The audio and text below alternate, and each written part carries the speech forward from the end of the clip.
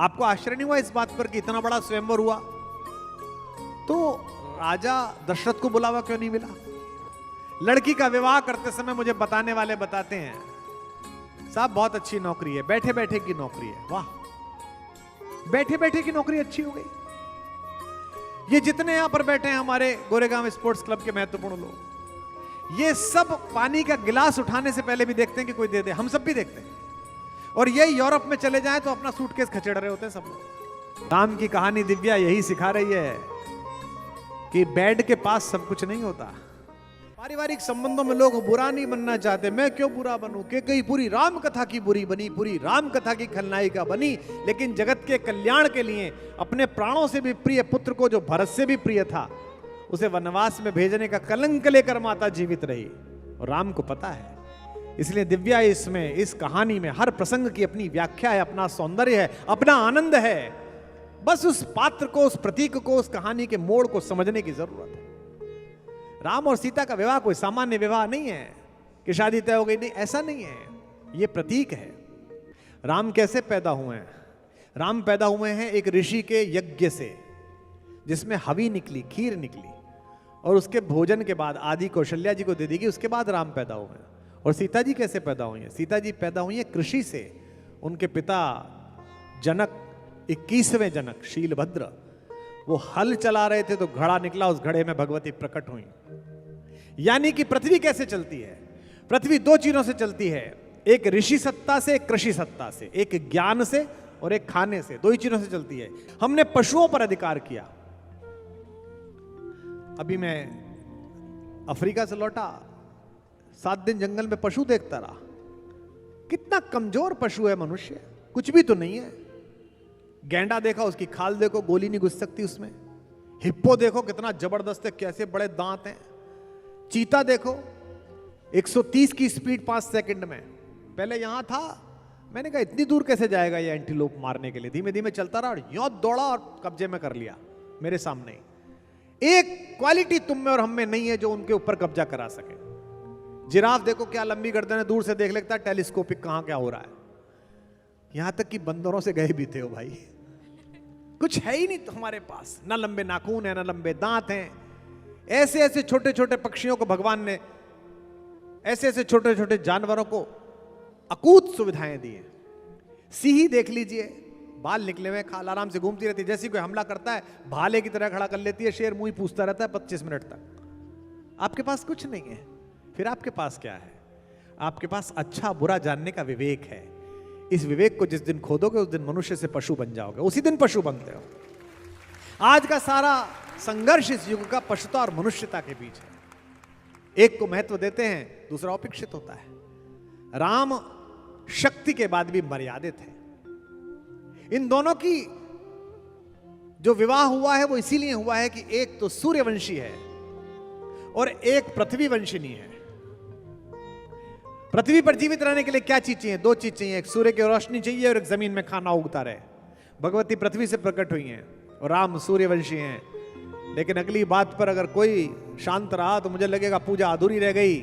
राम भी हो जाए सूर्यवंशी और भगवती जी पृथ्वी में पैदा हो जाए, तब भी जीवन नहीं होता जब तक कि वायु का पुत्र ना हो, वायु बीच में ना हो, तब तक आनंद नहीं है। इस कहानी के बीच में वायु पुत्र है। मिथिला में ही विवाह हो सकता था। भगवान विश्वामित्र जी को यह हुआ कि भाई 2 युवराजों को लेके आओ। जंगल के सारे दैत्य मार दिए गए। विश्वामित्र जी को मार्ग में सूचना मिली बक्सर के पास कि मिथिला में एक बहुत बड़ा स्वयंवर हो रहा है राजा जनक की पुत्री के लिए, और गए वहां। आपको आश्चर्य नहीं हुआ इस बात पर कि इतना बड़ा स्वयंवर हुआ तो राजा दशरथ को बुलावा क्यों नहीं मिला? हमारे यहां कोई बड़ा उत्सव होता है, कोई बड़ी शादी होती है, कोई बड़ा कार्यक्रम होता है, शपथ ग्रहण होता है, तो लोग यही देखते रहे कौन कौन गया, कौन कौन छूट गया। आपको बुलाया नहीं, आपको बुलाया नहीं, ऐसी बातें करते हैं। इतने बड़े राजा थे दशरथ, त्रैलोक्य के राजा थे, इनको क्यों नहीं बुलाया? कुछ लोग पहली बार सुनेंगे। आपको शायद ना पता हो, मिथिला राजा के जो सबसे पुराने वंशज हैं, पूर्वज हैं जिन्होंने मिथिला बनाई, वो राजा मिथि भी इक्ष्वाकु वंश के ही हैं, जिस वंश के राम हैं, इक्ष्वाकु वंश के रहने वाले। उनको एक यज्ञ कराना था। उन्होंने गुरु वशिष्ठ से कहा कि महाराज एक यज्ञ कर दीजिए जो 1000 साल तक चले। महाराज ने कहा कि हम तो इंद्र के यहां से पहले ही डेट दे चुके हैं, 500 वर्ष इंद्र के यहां यज्ञ करना है, उसके बाद आ जाएंगे, तुम्हारा करा देंगे। राजा निमि जो गए थे वो चुप रह गए। वशिष्ठ ने सोचा कि ठीक है, आने के बाद कर दूंगा। अब राजा निमि को जल्दी थी, तो राजा निमि ने एक दूसरे ऋषि को पकड़ा, वो भी बड़े ऋषि थे, महर्षि गौतम। उनको कहा आप मेरा यज्ञ करा दीजिए। 500 वर्ष बाद वशिष्ठ लौटे तो देखा कि मिथिला में यज्ञ हो रहा है। आचार्य को बहुत बुरा लगा, मेरी प्रतीक्षा भी नहीं करी, मेरी वेट भी नहीं करी। उन्होंने शाप दिया कि जिस राजा ने इतना अहंकार दिखाया है, इस राजा निमि का शरीर नष्ट हो जाए।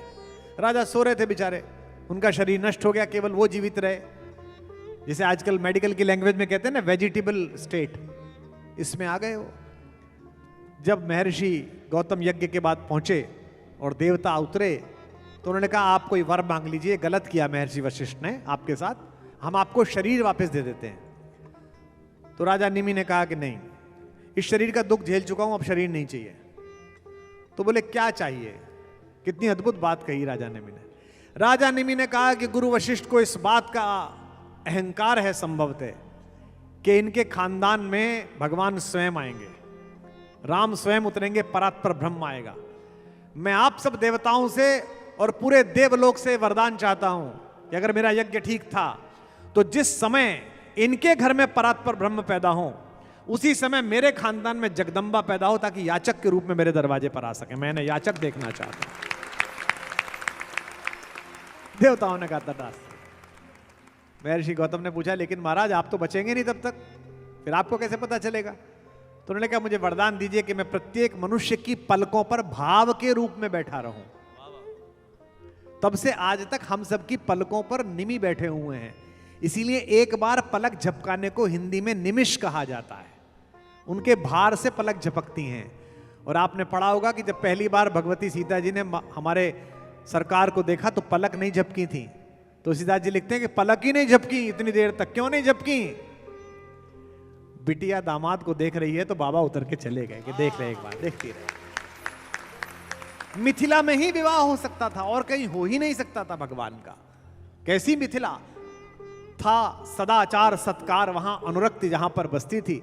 हम 2 वर्ष पहले जब भगवान राम के विग्रह के प्रकाशमान होने पर गए प्राण प्रतिष्ठा में, तो वो पीछे से जाने का एक अलग रास्ता था वीवीआईपी गेस्ट को, जहां सीआरपीएफ वाले ले जाते थे। तो हमारी गाड़ी पुलिस की गाड़ी थी, फिर मेरी गाड़ी थी। पुलिस और मेरी गाड़ी के बीच में युवा साधु आकर कूदा, ए कुमार विश्वास गाड़ी यार रोक। मैंने गाड़ी रोक, मैंने कहा रोको रोको। मैंने जी महाराज जी महाराज, अरे अंदर जा रहे हो बहुत बधाई, हम मिथिला से आए हैं, मिथिला से। तो मैंने महाराज आप भी अंदर? नहीं नहीं हम तो बाहर ही रहेंगे, जीजा को बता देना कि सब आनंद छाया हुआ है, परमानंद छाया हुआ है। क्यों मैथिल लोग हैं, उनका कितना सौभाग्य है कि त्रैलोक्य के स्वामी को वो जीजा कहते हैं, पाहुन कहते हैं। था सदाचार सत्कार वहां अनुरक्त जहां पर बसती थी, कंगाली जहां न बसती थी, ऐसी विदेह की बसती थी। पीड़ित अकाल को प्रजा देख राजा हो गया किसान यहां, किस भांति वहां का वर्णन हो, प्रगति शोभा की खान यहां। मिथिला में सब कुछ हो रहा था, वर्षा नहीं हो रही थी, भूमि रसहीन थी। जिस बात का दिव्या ने प्रश्न किया है, क्योंकि भूमि पर ज्ञान तो बहुत था, संत तो बहुत थे, साधु तो बहुत थे, शास्त्रार्थ करने वाले तो बहुत थे, लेकिन रस नहीं था। तो मिथिला का राजा गुरु के पास गया और कहा कि मेरी पृथ्वी पर रस नहीं बरस रहा, इसका क्या हल है? गुरु ने कहा हल ही इसका हल है। पृथ्वी पर हल चला, इसका यही हल है। संस्कृत में हल को सित कहते हैं, सित। और सित से जो प्रकट हुई वो सीता जी प्रकट हुई। और सीता क्या है? सीता भक्ति हैं, शांति हैं। एक पंक्ति आ रही है, स्वागत करिएगा। जब जब आप राजसी गद्दी छोड़कर एक कृषक की भांति श्रम पैदा करोगे, तब तब आपको शांति मिलेगी, भक्ति मिलेगी, सीता प्राप्त होगी। श्रम को संस्कृति न बनाने पर तुला हुआ है 150 करोड़ का देश।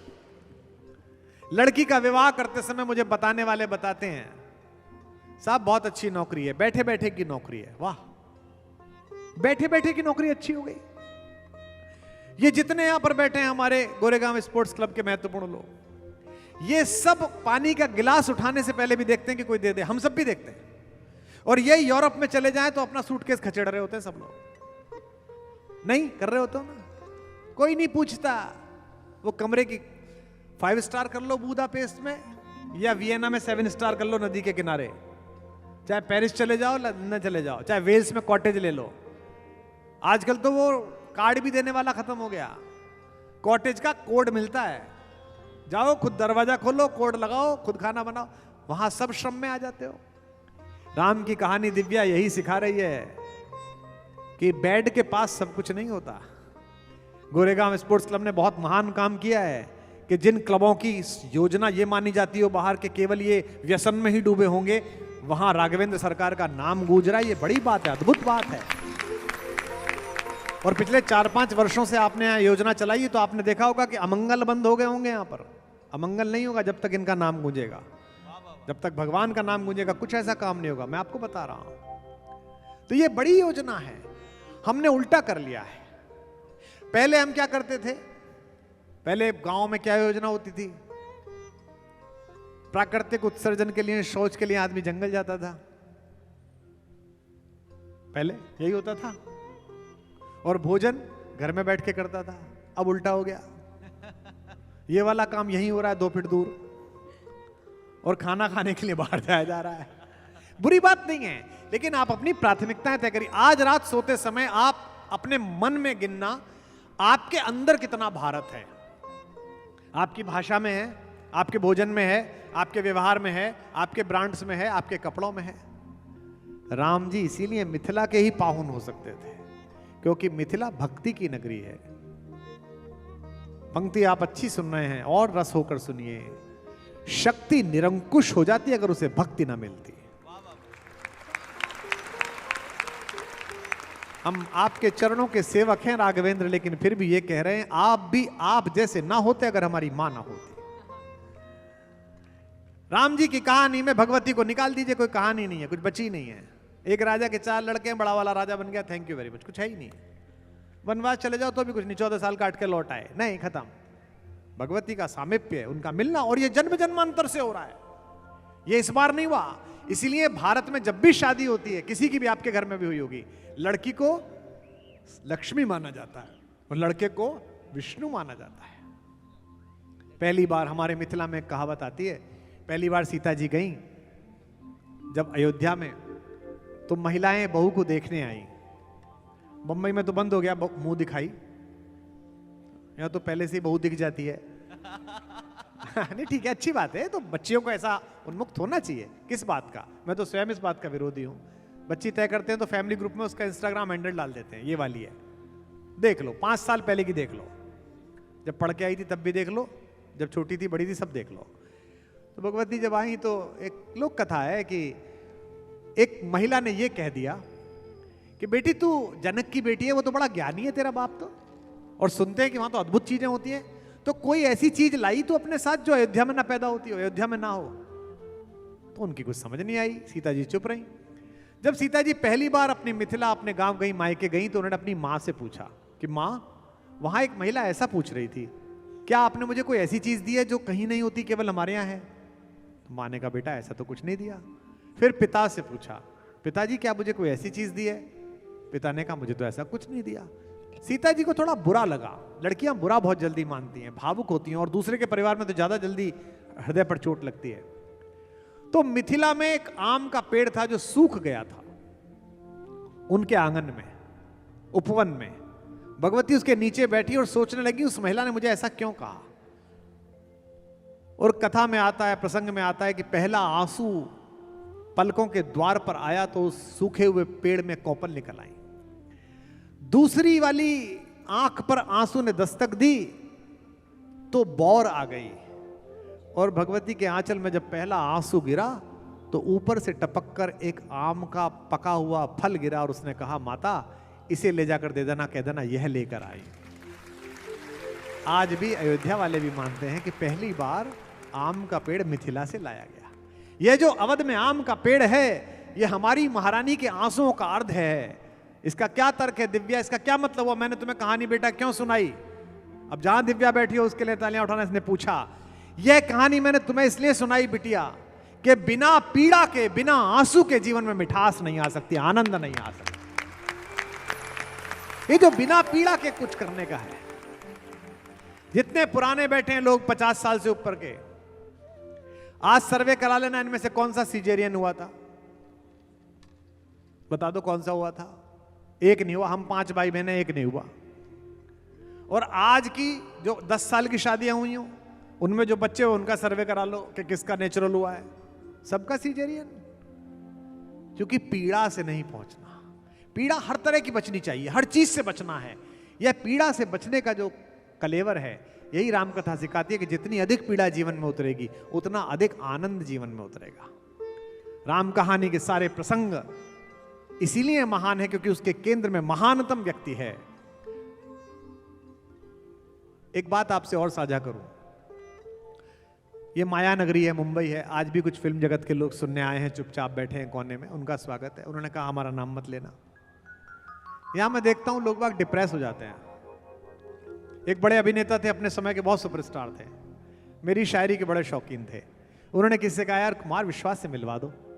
उन्होंने मुझसे कहा कि वो आपके बड़े प्रशंसक हैं। मैंने कहा मैं तो खुद उनका प्रशंसक हूं।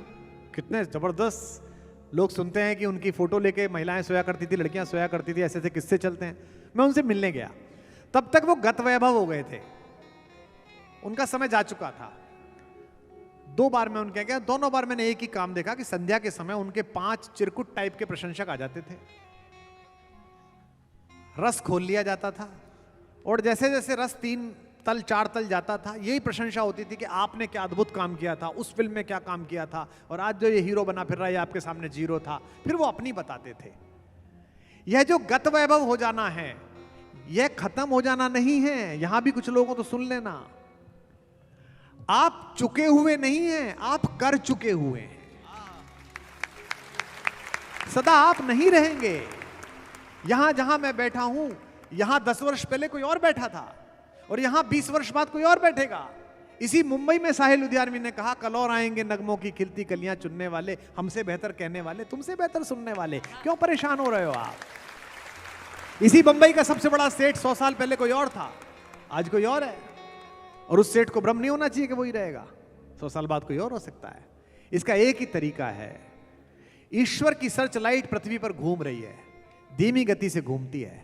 उस सर्च लाइट के केंद्र में जो आकर खड़ा हो जाता है वो सोचता है मैं चमक गया हूं। भाई तू नहीं चमका, सर्च लाइट घूम रही है। संयोग से तू वहीं खड़ा था जहां सर्च लाइट पड़ी थी। अब ये सर्च लाइट पड़ोसी की तरफ चली तो वो कुंठा से बढ़ जाता है कि ये क्यों चमक गया, कल तक तो अंधेरे में था और हम उजाले में थे, हम अंधेरे क्यों? भाई ऐसा नहीं है। ये सर्च लाइट अलग अलग लोगों पर जाएगी। अगर अंतिम सांस तक चमकना है, बस एक काम कर, खुद के जीवन की गति इस सर्च लाइट के साथ साथ अनुरूप कर ले, सिंक कर ले। जैसे जैसे घूमेगी वैसे वैसे तू घूमेगा, हो जाएगा तेरा। इस कहानी से यही सीखना है। जब भगवान वापस आ गए अयोध्या तो पहले दिन राज्याभिषेक के अगले दिन सुबह ही सुबह गुरु वशिष्ठ जी के पैर छूने गए। माओ के पैर छुए, पिता तो थे नहीं, फिर गुरु जी के। पहली बार नहीं गए, बचपन से सिखाया गया है, प्रात काल उठ के रघुनाथा, मात पिता गुरु ना वही माथा। तो पैर छूने के लिए गए तो गुरु वशिष्ठ ने राम से कहा कि आओ सम्राट तुम्हारा स्वागत है। तो राम जी चौंक गए। राम जी ने कहा कि गुरुदेव सम्राट, आपने मुझे बेटा कहा है, आपने मुझे तात कहा है, आपने मुझे पुत्र कहा है, आपने मुझे राघव कहा है, आपने मुझे रघुवीर कहा, आपने मुझे राम कहा, सम्राट तो कभी नहीं कहा। ऐसा मुझसे क्या अपराध हो गया? गुरु जी ने कहा कोई बात नहीं, कोई बात नहीं, अब तुम सम्राट हो गए हो। बोले नहीं, ये संभव नहीं है। मैं सम्राट पृथ्वी के लिए हूं, गुरु के लिए थोड़ी हूं। कल को आपके पिताजी आपको ऐसे वाक्य से संबोधित करने लगे जो दुनिया कहती है तो आप तो डर जाओगे, नहीं डर जाओगे? भाई मेरे साथ तो ऐसा ही है। मेरे पिताजी 88 वर्ष के हैं। जब मैं लौट के जाता हूं, जिस दिन किसी बात पे नाराज होते हैं तो मुझे उनके पहले वाक्य से पता चल जाता है गुरु आज क्लास लगेगी। क्योंकि बाकी सभी तो कहता हाँ भाई आ गया, ठीक है, कैसा रहा, क्या हुआ, कहाँ गया था, ये। और जिस दिन वो नाराज हो, कोई बात हो गई हो घर में जिससे वो असंतुष्ट हो और आप पैर छूने के लिए जाओ, कहेंगे आइए महाकवि, ओहो मैं समझता हूं कि गुरु आज क्लास लगेगी। पता नहीं किससे अपराध हुआ, मुझसे हुआ, घर वालों से हुआ, घर के सेवकों से हो गया, कोई बात हो गई। तो सम्राट कहने पर राम जी के मन में भी यही आया।